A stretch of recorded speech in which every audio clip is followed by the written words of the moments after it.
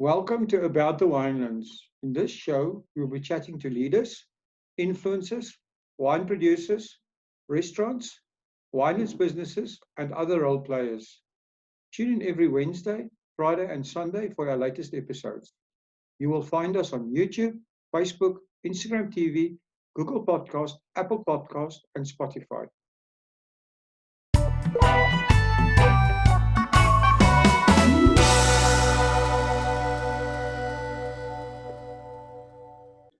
Good day, everyone, and welcome back to About the Winelands. Today I'm speaking to Deidre Taylor. Deidre is the Sales and Marketing Manager at Kanonkop Wine Estate. Good morning, Deidre, and welcome to About the Winelands. Good morning. Thank you very much for having me. It is our pleasure. So, Deidre, I'd like to know, and I think our listeners will be interested to know, is tell us a little bit about yourself and how you became involved in the wine industry. I suppose, like all good things in life, the wine industry happened to me by accident. I grew up in Cape Town and I moved to Stellenbosch to come to university, and I was studying, I enrolled to study industrial psychology. And I realized during the course that industrial psychology was not really for me, but I completed my degree and of course got exposed to lots of wine along the way. So a very happy accident. I started working in the cellar door at Morgenhof years ago, and that's where my journey started, and fell in love with wine. And I think I've been selling wine since 2002, so quite some time. That is quite some time. How long have you been at Kanonkop? I'll be here. I started in September 2013, so just under 7 years. Okay, that's quite a while as well. So, you know, Kanonkop has a rich history also, and also this with some famous winemakers. Can you tell us a bit more about Kanonkop, its history and its winemakers? I think one of the most fantastic things about Kanonkop, so everybody involved here, really, you feel like you're part of one big family. And we're just under, I think we're around 65 people that work on the property. And for a winery that's been making wine since the 40s, and our brand started in 1973. That was the first vintage that labeled that the name Kanonkop appeared on a wine label. And we've only had 3 winemakers since then. So Jan Boland was our first winemaker.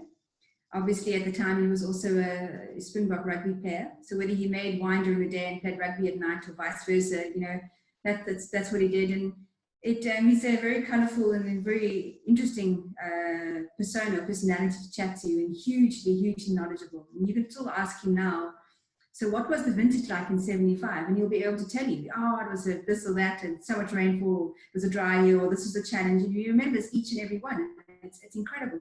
So we have a really long history of very, I'd say, big characters, big personalities, and also hugely talented winemakers that have worked on the property. But we've actually only, as I said, had 3. So Jan Boland was our first, and then obviously he left to take over the reins at Frissenhof, and where he carried on making wine there. And then Beyers joined us in 1980. And obviously in the 80s, tough time for wine industry in South Africa, and, you know, obviously everyone still under apartheid, but it was under the curatorship, or under the winemaking or the cellar master of Beyers, that Kanonkop really started to become well known. And Beyers was also responsible for making the first vintage of Paul Sauer. So Paul Sauer started in 81, which is our flagship Bordeaux blend, and he was the winemaker to make the very first one. And Beyers, you know, we still see him around on the property quite often. Him and Aubrey are really good friends, and, you know, we do joint tastings with them. And often when I travel overseas, you know, we'll do pinotage masterclasses or pinotage events, and Kanonkop and Beyers Cliff would be involved. So he's very much sort of a presence on the property, and we see him often. And also a very personable guy. He's incredibly good storyteller, and he's very engaging, and people can relate to him. So on top of being a great winemaker, he also has a great personality that people love to chat to and enjoy. And Beyers was our winemaker up until 2003. And then Aubrey joined. Aubrey, who's our current winemaker, was actually making wine at Swartland Co-op.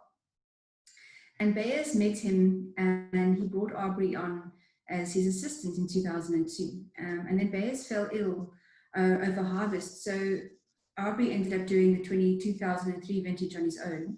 And then Bears later left, and he went over to Bearscliff.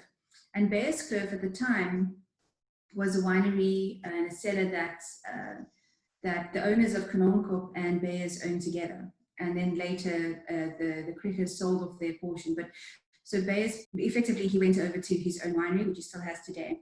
And then Aubrey took over as winemaker from 2003 and is our winemaker still today. So for a winery that's been making wines for all these years, only to have 3 winemakers is really significant from a legacy point of view, from a consistency of style point of view, but also from a great understanding of what the property and what the vineyards have to offer.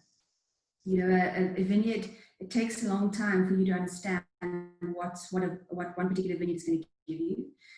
You know, what a dry looks like versus a wet season, what cover crops work well, and then, you know, which vineyards do you combine best, what barrels to use, what barrels you combine best. So I think Aubrey has an incredible knowledge of the property, and that would be difficult to pass on. And it takes personal experience and working with all of those elements for many years to have a true understanding. And that's part of what makes Kanonkop so successful. And the other thing is that each of those winemakers have made a Kanonkop style of wine. They haven't made their own style, if I could put it that way. So if you taste through 40 years of Kanonkop wines, and you didn't know where one winemaker finished and another started, you'd be hard pressed to find, you know, where one winemaker started and the other one finished, because there's such an incredible consistency and Kanonkopness, consistency of style through all of those wines.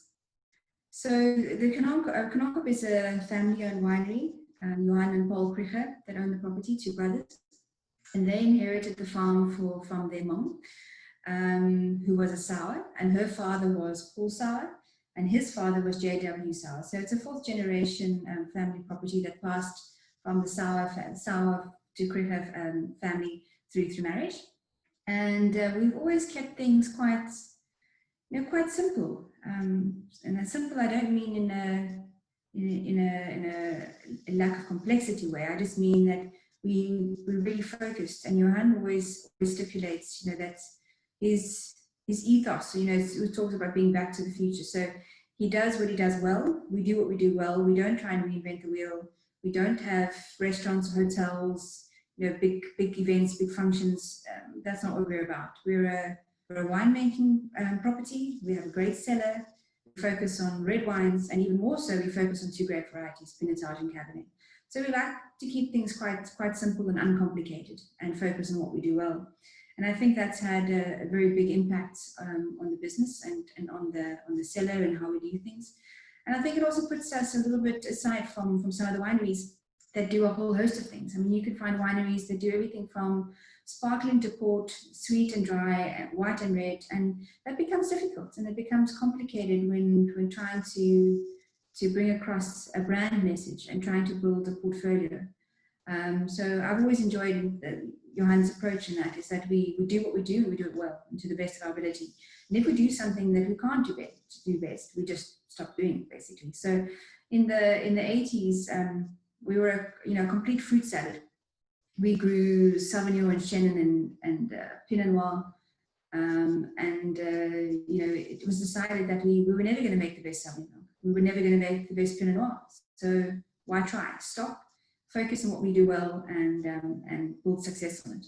And I think that gives you some idea of the background and where we've come from. And if you look at our portfolio, we make the most wines now we've ever made. So we have a rosé, which is the only non-red, which is made 100% from Pinotage in the Cadet range. Then we have the Cape blend, which was the original Cadet. It came out as Cadet Dry Red or Druroy, and it was effectively everything not good enough to be part of the top estate wines. And the first vintage we made of the Cape blend was 1985. Then we released the Cadet Pinotage in 2013. And now, last year, we released a Cadet Cabernet Sauvignon for the first time, which is currently exclusive to Woolworths and to our cellar door. And then in the estate wines, we have the estate Pinotage and Cabernet, which were the first 2 wines we made. Both started in '73. The Paul Sauer, as I mentioned, in '81. and then the black label Pinotage, which is a single vineyard Pinotage, which we released for the first time in 2006. Wow, that's awesome. What's very interesting is how congruent the wines have been over the years, and which brings me. You touched on it a little bit, but I would like you to say a little bit more about, why do you think this has been so congruent? It has to be in the winemaking philosophy somehow. So how would you actually summarize your winemaking philosophy at Kanonkop? You know what Aubrey always says, and if you chat to Aubrey and Johan, is when Aubrey started here, he was told that if you come to Kanonkop, you make Kanonkop wine. You need to make the wines in the style and that this property brings about. So he followed on from where Bears left off. The vineyards we farm, obviously we look for improvements, but we make wines to age. We make wines in open fermenters. We use the same coopers for our barrels that we've been using since the 70s. I'm not saying we don't try and improve. Of course, Aubrey is consistently looking at how to make things better, how to improve quality. But stylistically, it's the same. We're not trying to reinvent who we are. We know who we are. We're very secure in who we are. And we try to improve and tweak, but not to reinvent ourselves. And that's largely part of it. It's that strong philosophy of the who and what the property is. Oh, amazing! So, I mean, you mentioned that your main focus is on the wine, and I mean that's what Kanonkop is famous for. But you do have guests coming to the farm. So, what can people experience when they come to Kanonkop? So, if you visit us, which at the moment we allow visitors to the cellar door, but unfortunately there's no tastings offered at the moment. Usually, if you come to the cellar door, you can taste all of the wines for a normal fee. So we don't exclude Pulsar or Black Label from tasting. They are available for tasting. There's an extra price to pay or extra fee to pay for the Black Label, but you can really taste some absolutely world-class wines. And then besides for wine tasting, we have an art gallery, and our art gallery is focused around local artists. Most of them come from the Western Cape, and we've done some really fantastic exhibitions in the gallery. And then if you're wanting, from time to time, we host some groups, or we have people that ask us for events. We have a small venue outside that we use for snook braais. And even those snook braais, they're done in the same way as we run everything else in the business. They're done personally. They're done by the family. So if you book a snook braai at Kanonkop, it'll be Paul and Ilse or Johan and Marie that'll be cooking the food, preparing it for you. Ilse will make the soup patat and bake the bread in her kitchen, or Marie will. And you get to experience your evening with them and with wine, which I think is hugely unique. It's not a restaurant, there's no staff, it's just you and them, and a very sort of personalized experience on the farm. Well, that sounds fantastic. So, Deidre, in terms of your distribution of your wines, I mean, Kanonkop wines are available everywhere in South Africa and also overseas. Is your market breakdown in terms of South African and overseas? Where's your focus? We always try to look at the world as a whole. So, of course, South Africa remains our most important market, and we always will put favor towards South Africa. Even in vintages where supply is small, or the vintage was small, South Africa will get always get a good portion of it.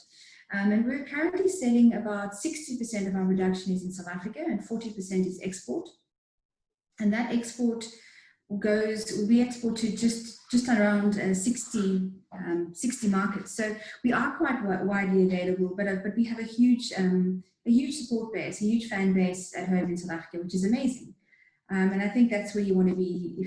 If people locally and your neighbors love the wine, and Stellenbosch people come and buy wine from us all the time, we have a good support in our town. I think that's important. So when visitors from overseas come to South Africa, or come to Stellenbosch, and they meet friends or family, or come to visit with people bring them to Kanonkop. They take them to restaurants and share Kanonkop wines. So once again, that sort of personal connection that people have with the brand, they share on to others. So although we make a fair amount of wine, especially on the cadet side, the estate wines remain quite limited in production. And we try and be as fair as possible when it comes to sharing out those wines. So most of the wines are on allocation. So for companies that we've worked with for a long time, some of our import partners we've been working with for 20, 25 years. And they have a consistent supply, and it's important. You build a partnership with your importers. We have good relationships with them, and we're a part of their business and they're a part of ours. We won't be successful without them, and vice versa. And I think that's we have that understanding and that support. It's incredible. Oh, that's interesting. So, in terms of a place like Kanonkop staying relevant in a changing market, there's all kinds of new trends evolving. People are starting to eat less meat and there's a whole bunch of vegans out there in the world. Do Kanonkop follow any trends, or are you looking at millennials as a new market, or do you just carry on with increasing the quality of your wines and that is reflected in your marketing? On the first point, quality wines made well and of high quality appeal to a large audience of people. So that is first and foremost Aubrey's focus. You always focus on putting the best possible wine you can in the bottle. And of course, we always try and put it in the bottle at the best possible price. We strive to always over deliver on quality for the price point. Secondly, consistency. So if your father bought a bottle of Cadet in 1992 and you buy a bottle of Cadet today, it will still remind you of the same quality red wine that your father remembers, or that he shared with you around a Sunday lunch table. And that consistency is important in times like we have now, where people are when money is short, people are less experimental. They buy what they know. Big brands tend to do better. International brands seem to do better. If you think of, I read a great article written by one of the top guys from Conchiatoro, and that was amazing to see that if your brand is known and trusted, you pull through difficult times so much easier and so much better than new brands or brands that are not known, because people have less money to spend, and they'll rather spend 100 Rand on a bankable bottle of wine that they know than spend 100 Rand on something they're not sure of and they're not sure they're going to enjoy. So that's I think has been one of the most important factors for Kanonkop during the lockdown and during COVID. Kanonkop has been people that have been drinking our wine and buying wine from directly, for 20 or 30 years, and they've continued, which is amazing. So in terms of changing and what we've done, Kanonkop our wines are all vegan friendly, and I think that's important, and we do communicate that. So no matter whether you vegetarian or vegan, you can enjoy our wines quite confidently. Making sure we put the best possible products in the bottle and put that product on the shelf at the best possible price. Making sure our wines are available and easy to access. Funnily enough, we didn't know at the time, but we recently redid our website and simplified our wine shop, our online wine shop, and that went live just a couple of weeks before lockdown, which helped us immensely. So we work with a lot of a great number of retailers around the world. So you can find our wines in Carrefour in Belgium and in Coop in Switzerland. So it's made it easy for people to have access to the wines, and that, as I said, was very, very beneficial. And if you look at how people are shopping and how people are buying, and the change in consumer behavior, less and less people will go out to restaurants for the next while. More people are obviously buying at retail. They tend to want to buy at smaller stores closer to home, and of course, online has seen massive growth. And we were lucky enough to be available in all of those channels. We work with all the major retail groups in South Africa. We work with them online, so it's been really easy and simple for people to be able to access a bottle of Kanonkop.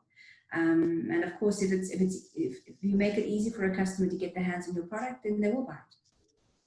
This is true. I think, you're mentioning the coronavirus, and, we all had to rethink our business models, and you've touched on it a little bit, but are there any other changes or new things that you have in mind that you might have considered over this period?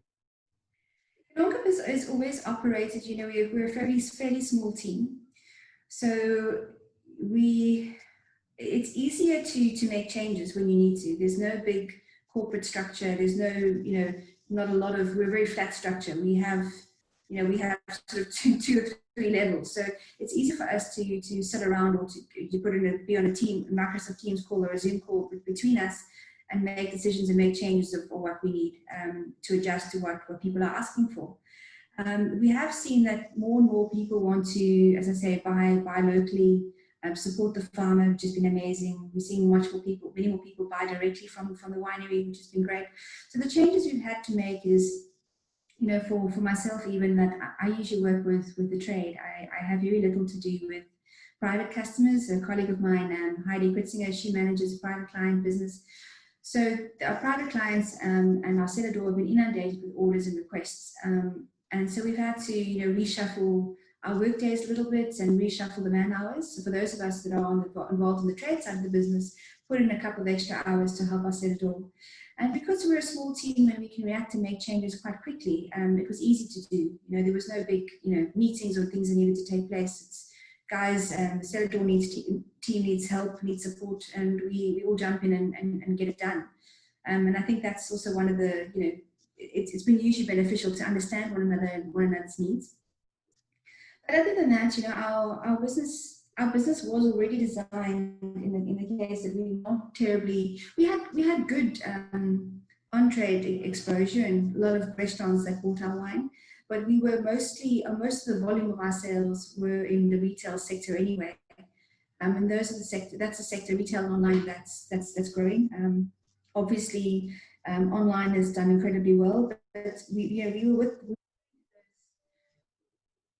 in that channel, selling to those customers already. So it's a case of tweaks and making sure that you're available if somebody has a need, responding, listening to what your customers are asking you to do or asking you for, and trying to help where you can, and just stay in touch and stay relevant. Oh, really, really good. I think you mentioned a few things. One of the things was the importance of the local market, and somebody mentioned once to me that South Africa has one big secret, and that most South Africans know as many people outside of the country as inside the country. And I mean, I think this is especially true of your area there of Stellenbosch and surroundings. Do you find that word of mouth, I suppose, is still your biggest way to actually get your awareness and your message out about Kanonkop? And a second part of that question is, do you actually embrace new things like social media and stuff, which is almost like a technology word of mouth? Or is that part of your strategy?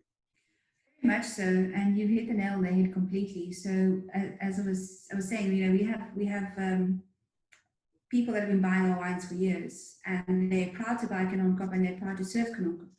And they introduce so many people to the brand, whether they have friends or family from overseas coming to visit, they happily share Kanonkop with them, or whether they travel. And social media has been a very big part of our communication. We have a good database of people that we chat to, regularly. And when it comes to Instagram, Facebook, and Twitter, we work with all of those, and we try and build as much direct conversations as we can. And a number of the partners we work with, the importers we work with, have a similar philosophy. So yeah, I mean, I've spoken to, I've met upper South Africans, whether it be in London or New York, who are saying that they love Kanonkop and they've come to tastings that we've done, and when they have lunch or dinner with friends and family, or invite them around for a braai or a barbecue, they're happy to share Kanonkop because they're proud of it. They're proud of this wine from South Africa, and they want to show they brag, or they brag a little bit about what products come from South Africa. And I think that's amazing, because if you've been introduced to something around a table with your friends or around a braai with some mates, you're more likely to take notice of it and to appreciate it. That works so much more effectively, and you're likely to internalize it and to take it on board than if standing in a store and a promoter tries to come and tell you and sell you something. It's not nearly as effective. So if it wasn't for people that loved the brand and supported us, we wouldn't be here today. So I think that's been one of the biggest successes for us is that personal connection with people who love and share our wines. Deidre, you've had an exciting wine journey. So what is the most important thing that you've learned from your wine journey so far? Number one, I love wine. So I'm first and foremost a wine person. You know, I always joke that if the wine industry had to end today, what would I do? I have no idea. Maybe I'll go sell beer. But I love wine. I love to drink wine. And I think if you love what you do and you love your products, what makes the wine industry so much better is even in your downtimes, even in times when things are tough, at least you've got a product that you can enjoy. I mean, how do you wake up and be excited in the morning if you sell toothpaste or toilet paper? It gets you out of bed. And it's very seldom that you work with people that are not nice or that you don't like. And it's very seldom that you travel to places that are not nice and you don't like. So it's you're usually fortunate in the industry. It is a lot of work though. And there is a bit of a myth that, you know, the wine industry is so glamorous and it's easy. It's really not. There's a lot of you know, a hell of a lot of competition. It's probably one of the most competitive sectors in the world. And if you work for a winery in South Africa, I mean, South Africa is only what, 4% of the world's production. It's small, and not that many people know about you. And it's a lot of sharing of stories and sharing of products and engaging with people that you need to do to win them over. But it's usually pleasurable, very enjoyable, and I've loved it. I hope I get to stay in the wine industry for the rest of my career. It's my plan, for as long as they'll have me. Well, it's great that you love what you do. So can you give us your very own wine quote, or a wine quote that you that you like? I suppose there's two things that I often say. You know, a really great bottle of wine, I describe it as, this is a wine I can sit in the corner and drink. You know, the wine is so superb that you don't need conversation with it, because conversation will just interrupt your thought process and processing and enjoying what you have in the glass. So sometimes you get that really, really special bottle and you think, I just want this for me, I don't want to share it. But I think from the business perspective, and I really have always enjoyed I enjoy the commercial side of the business. I enjoy the business as much as I do wine. Deidre, that's been so interesting. How do, if people want to get hold of Kanonkop, how do they get hold of you guys? In terms of reaching out to chat to us, or reaching out for some wine? Both. Hopefully to buy wine and chat. Well, of course, Monday to Thursday from 9 until 5, they're welcome to pop into the cellar door. We open, and you can find us then. We're happy to have a chat on some wine, and then also you're able to buy them here. And then our website, kanonkop.co.za, you can read a lot of information about the history, about the winemakers. On the website, we also have vintage reports for each vintage, showing rainfall and temperature trends. There's some a short video you can watch on watching the winemaking process, and you can order wine on our online shop. And then, of course, we're available, as I said, in all the major retailers in South Africa, and you can find us. You can find us quite often in all of your good wine stores. Okay, that's awesome. Deidre, it's been a pleasure talking to you, and very interesting. Thank you very much. I know you're busy, for spending the time doing this, and I think everybody will appreciate it. Thanks very much, Will, and for everybody else, thanks for listening, and thank you for continuing to support Kanonkop as your wine of choice. Thank you for supporting our show. If you would like to get more exposure for your business, please have a look at our sponsorship options. Thanks again for supporting About the Winelands. Please follow us on YouTube and on our social media channels. All details and links are in the description.